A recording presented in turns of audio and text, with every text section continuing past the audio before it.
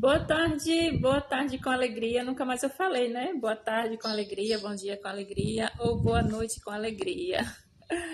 Lembrei agora. Como estão? Todas as vezes eu pergunto, né? Espero que estejam todos bem, graças a Deus e com o poder de Deus na nossa vida.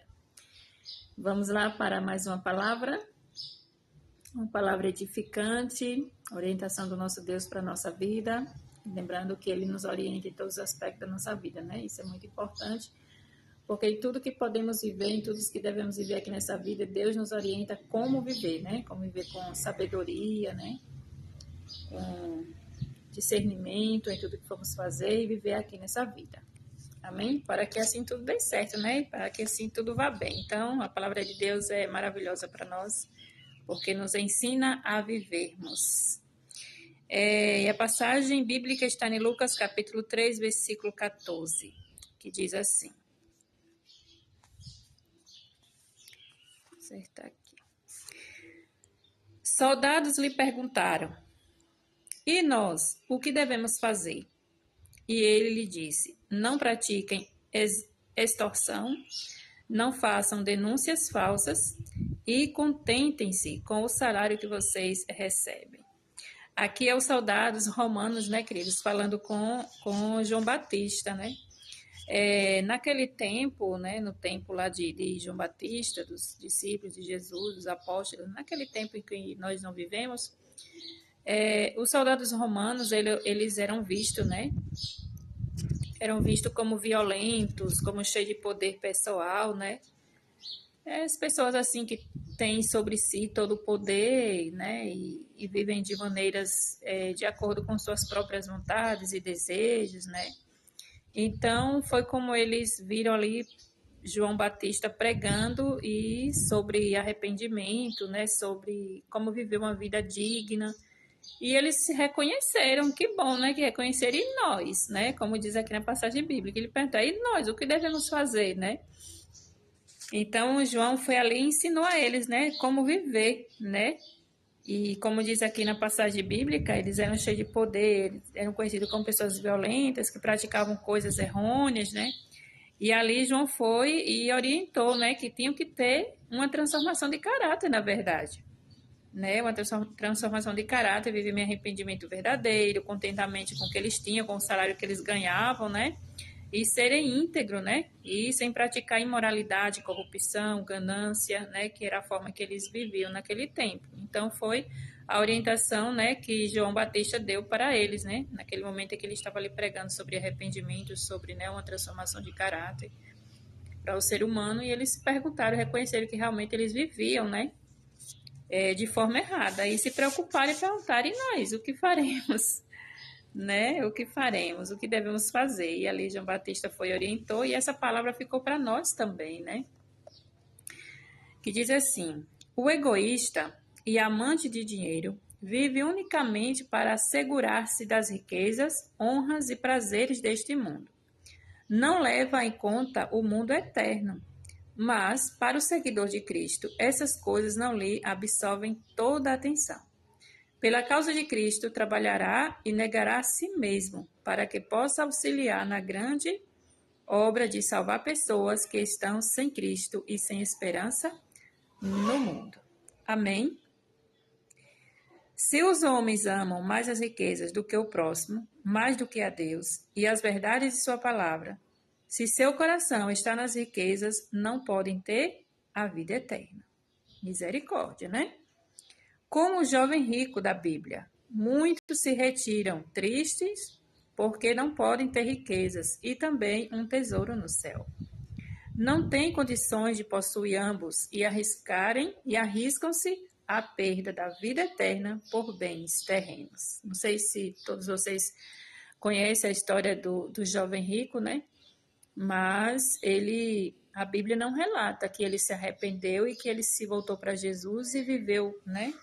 E seguiu a Jesus. Quando Jesus disse o que ele tinha que fazer, ele disse que fazia tudo e tal, né?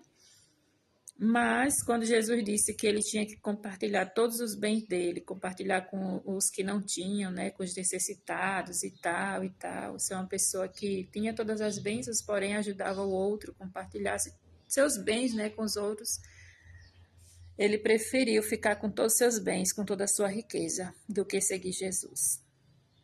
A Bíblia não relata o arrependimento dele, relata que ele se entristeceu e saiu.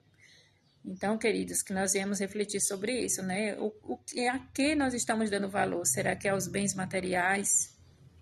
Qual é o nosso foco? Qual é o nosso propósito aqui nessa vida? Será que é nascer, morrer, viver? Nascer, viver e morrer e pronto, acabou? Não, queridos, nós temos um céu a viver, nós temos uma eternidade a viver, né? Não foi à toa que Jesus morreu, que Jesus ressuscitou e que ele vive, né, para nos dar a vida eterna. O amor de Jesus... Deixa eu consertar aqui. Você bagunçou tudo aqui, misericórdia. O amor de Jesus e as riquezas não podem habitar o mesmo coração.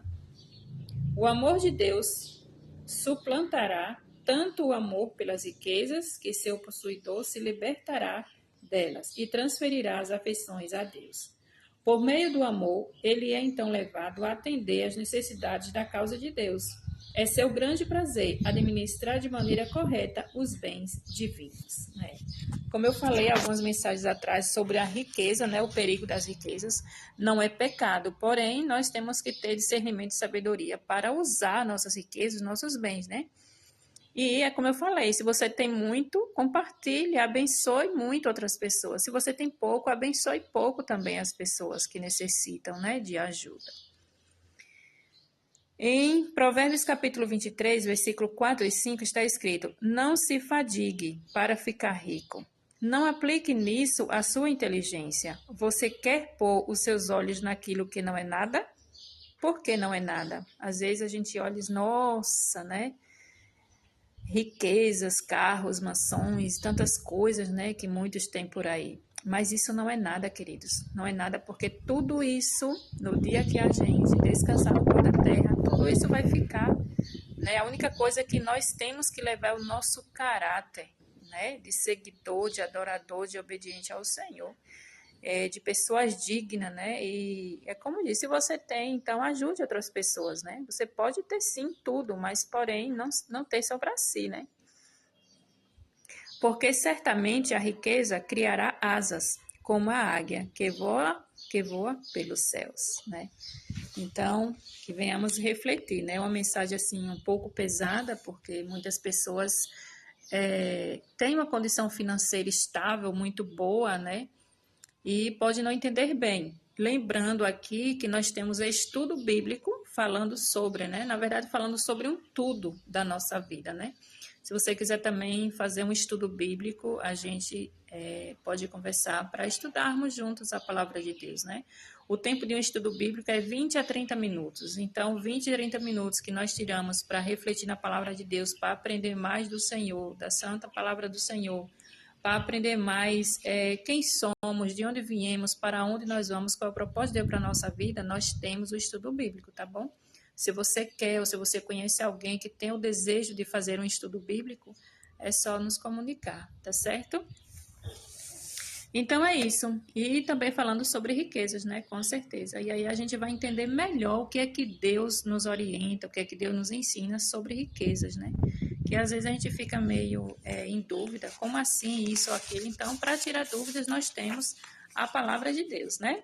Então, Deus seja louvado por nossa vida, Deus te abençoe e que nós venhamos mais e mais buscar, né, viver de acordo com a palavra de Deus. Amém? Um grande abraço e até um outro encontro.